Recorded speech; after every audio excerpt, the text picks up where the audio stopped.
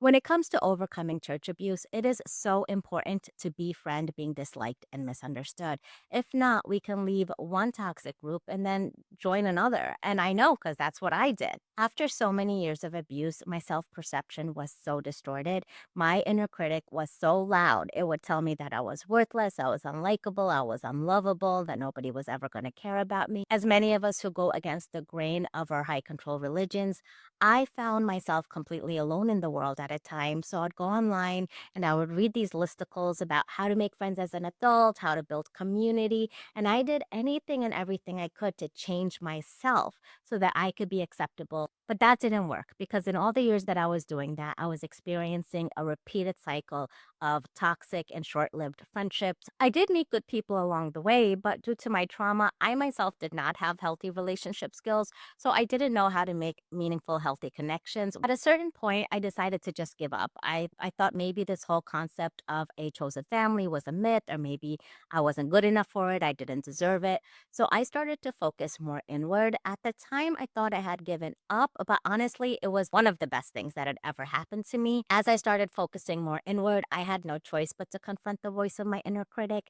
When my inner critic would tell me you're worthless, I would stand up to that bully and say, actually, I'm worthy. We can absolutely rewire our thoughts and feelings about ourselves through repetition. And once we do that, the way we see the world and the way we operate in the world really does start to change. During my time of isolation, I started to reconnect with my interests and hobbies.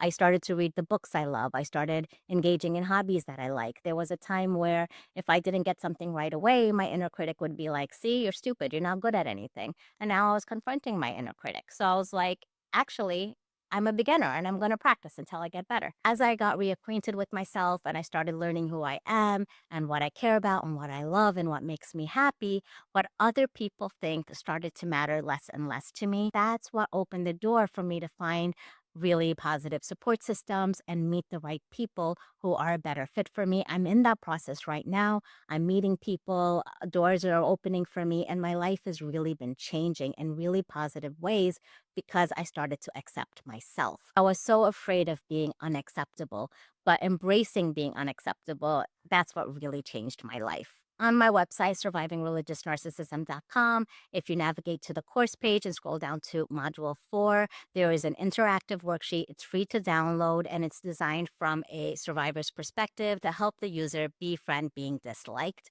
There is also an interactive workbook for sale called the Self Talk Repair Workbook 6 Months of Evicting the Inner Critic, also written from the survivor's perspective. I will see you for the next part of this series, which will be the final part. Thank you.